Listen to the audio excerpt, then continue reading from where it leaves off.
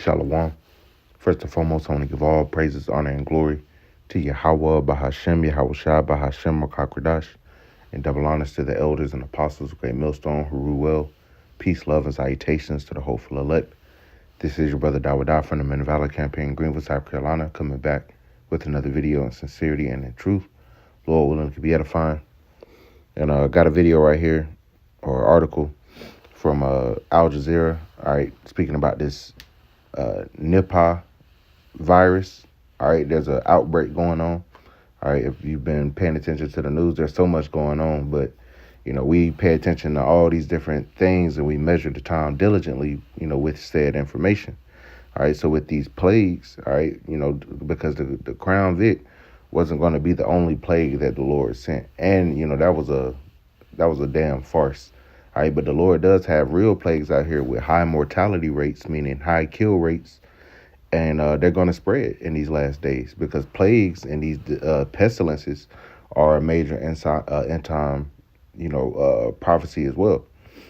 Just like earthquakes, just like the uproars that we're seeing, just like the cruel Lord, just like the elect waking up, standing upon their feet. All right, we're seeing everything, all the signs of the end days happening. You also see people are greatly distracted. All right, just as in the days of Noah and the days of Lot. All right, they were eating, drinking, marrying, giving in marriage. People are focused on whatever they're focused on, and they don't see that, this age is coming to an end. All right, so let's get into this. This is Al Jazeera. Why is India's Nipah virus outbreak spooking the world? All right, and also, you had how everybody handled the Crown Vic back in 2020. So, that's a thing, too. It says the virus spreads from animals to animals, or animals to humans via person-to-person contact or through consuming contaminated food. An outbreak of the Nipah virus in India's eastern state of West Bengal has heightened concerns in China and several Southeast Asian countries, prompting them to tighten health screening operations at airports as millions prepare to travel for the Lunar New Year holiday. Since December 2025, two confirmed cases of the virus has been reported in West Bengal, India's health ministry said on Wednesday.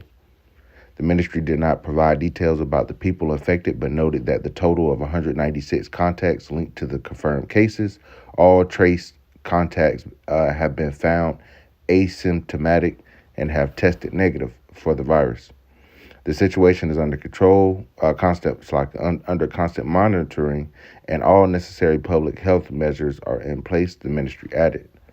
The district health officer told Reuters that the two people infected in West Bengal in late December were health workers, both are being treated at the local hospital, the health officer said. All right, it says, is the recent outbreak of the virus a cause for concern? Here's what we know. What is the Nipah virus? The Nipah virus is a zoonotic virus, a disease transmitted from animals such as fruit bats and flying foxes to humans.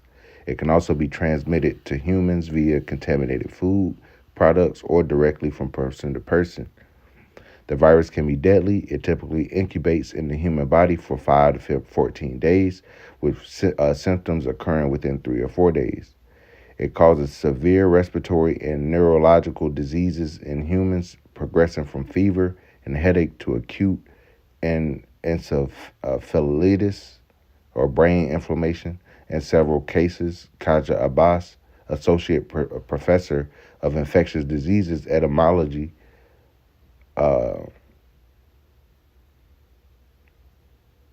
and dynamics at the London School of Hygiene and Tropical Medicine and Nagasaki University, said symptoms can also include convulsions and mental confusion, and patients can fall into a coma within 24 to 48 hours in severe cases. So this is an interesting, pestilence that the Lord has allowed to spring up on the earth. All right, it says the case fatality rate is high, between 40% to 75% among people infected with the Nipah virus, Abbas told Al Jazeera. However, the virus basic production number, which is the expected number of secondary infections stemming from primary case, is typically below 1, he said.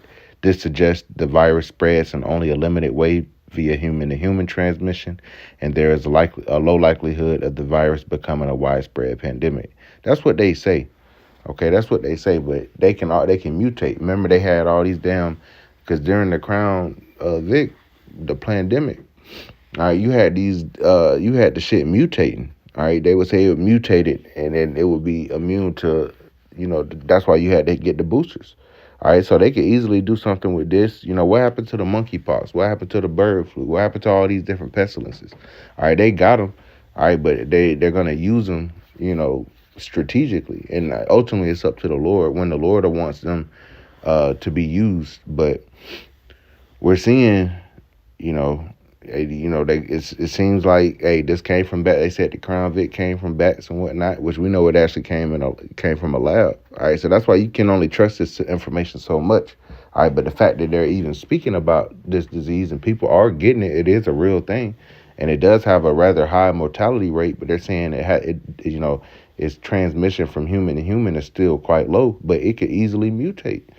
All right, it can mutate, and then now you got a pandemic. I've seen enough of these different little movies, going to these pandemics. Back when we had time to watch it, back in the day, a couple of years ago. But nonetheless,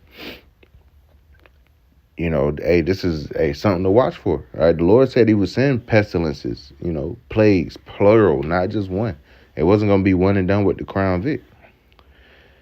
All right, it says, where have outbreaks of the Nipah virus occurred before? The first known outbreak of the NIV was reported in 1998 when pig farmers and butchers in Malaysia and Singapore contracted it from infected pigs. Ew. At least 250 people were infected with more than 100 deaths. Interesting. It says in 2014, NIV infections in the Philippines were associated with the slaughter of horses and consumption of infected horse meat. Man, what the hell? Since 2001, there have been sporadic, but and see, that's why these damn heathens need slavery, man. They just be eating anything. It says since 2001, there has been sporadic but recurrent outbreaks in South Asia, particularly in Bangladesh and India. According to the World Health Organization, outbreaks in Bangladesh have been linked to humans consuming contaminated raw palm sap, having close contact with other people's secretions and excretions, and caring for infected patients, and everybody, be licking and sucking on each other in today's day, man. So, and sharing vapes and shit, so shit can spread fast, man. All right, so they're saying this is something that affects mainly, these gooks. All right, but hey, Esau, Esau never let a good crisis go to waste. All right, whenever they want to pull that pandemic card back out, they can easily do it, and they know they got most of you people to react. And for those that don't want to comply nowadays, all right, they got the ice up in there now. It says, according to the WHO, or the World Health Organization, the first cases in India were recorded in West Bengal. Or did I already get past this? Oh, no. West Bengal in 2007, but an earlier outbreak was retrospectively identified in the state's Siliguri city in 2001. The 2001 Siliguri outbreak occurred in health care setting where 75% of cases were hospital staff or visitors, the WHO said. Since 2018, dozens of deaths have been reported in India's Kerala state, which is now regarded as the world's highest risk region for the virus. The reason for the other outbreaks in Indian states are unclear. Some medical experts have suggested outbreaks may have been triggered by human consumption of fruit contaminated by bat saliva or urine, while the Indian Council of Medical Research have suggested while the virus is primarily spread by physical contact, it may also be airborne. Interesting. According to Abbas, there is no clear evidence about the cause of the latest outbreak in West Bengal, which has occurred after decades without outbreaks. And see, that's because we're in a time where the Lord is sending the plagues, man. And I'm gonna stop right there. I ain't gonna bore you. Just wanted to get some background information on what this is. All right, because they could easily pull one of these bad boys to the front and say, hey, we got an outbreak on our hands. Everything needs to be shut down. And while we're at it, we need all y'all to get this digital ID. Your Maxine certificate will be digital now. Okay. All right. We saw how they were setting this up, years ago. All right. They could easily come through with the okie doke now. But let's get some of this because the Lord is prophesying against this place now. You know, this is 2nd Ezra chapter 16 and verse 1. It says, "Woe be unto thee, Babylon and Asia. Woe be unto thee, Egypt and Syria. Gird up yourselves with cloths of sack and hair. Bewail your children, and be sorry, for your destruction is at hand." Right? The Lord has, he has contention with the inhabitants of the earth, man. Outside of America, outside of the elect, you know. So, hey, he's setting up. He's not setting up to come and, honor and cherish this place. He's coming to destroy the powers that be. All right, their kingdoms. All right, he's gonna have Israel put them in subjection. You know, America's gonna be utterly destroyed. The state of Israel is gonna be utterly destroyed. This is what the Lord has planned for this place. Verse 3, it says, "A sword is sent upon you, and who may turn it back? A fire is sent among you, and who may quench it? Plagues are sent unto you, and what is he that may drive them away?" Exactly. So they're saying if this outbreak has been kind of dormant, this virus has been dormant for some time, and now it's making a reemergence. Hey, the Lord is controlling that. The Lord said he kills, he makes alive, he wounds, and he heals. So whenever you have a disease, all right, a pestilence that attacks the immune system, the Lord has to allow that, to affect that person, And we in these feeble bodies anyway. We're subject to get sick. There's no real nutrients in the food. The Lord has medicines made of the earth, but, they push petroleum-based medicines, which isn't real medicine. Verse 6, it says, "May any man drive away an hungry lion in the wood, or may anyone quench the fire in the stubble when it have begun to burn? May one turn again the arrow that is shot of a strong archer? The mighty Lord sendeth the plagues, and who is he that can drive them away?" Exactly. So the Lord is judging this place, all right? Not only just physical pestilences, but also in, in death, in this weather, all right, and how this devil's moving. All right, all of this is the inevitability of prophecy coming to pass. This is how we measure these things. It says, verse 8 again, "The mighty Lord sendeth the plagues, and who is he that can drive them away? A fire shall go forth from his wrath, and who is he that may quench it? He shall cast lightnings, and who shall not fear? He shall thunder, and who shall not be afraid?" All right, it says, "The Lord shall threaten, and who shall not be utterly beaten to powder at his presence?" All right, so I just want to bring that out, all right, because the Lord sends the plagues, man. The Lord kills, he makes alive. All right, he let's get this. I haven't brought this out in a while.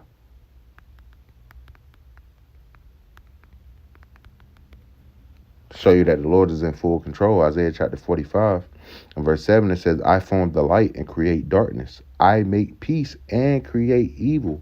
I, Yahweh, do all these things." So any pestilences, plagues, diseases, if it got a high mortality rate, the Lord, hey, he orchestrated that, man. He controls that. Right? And Yahweh Shah said that that pestilences would be an end time prophecy, man. All right, so that's why we keep up with these different things. Matthew chapter 24 and verse 3, "And as he sat upon the Mount of Olives, the disciples came unto him privately, saying, Tell us, when shall these things be? And what shall be the sign of thy coming and of the end of the world?" So, the disciples wanted to know when the end of this age would be. All right, they thought it was coming back then.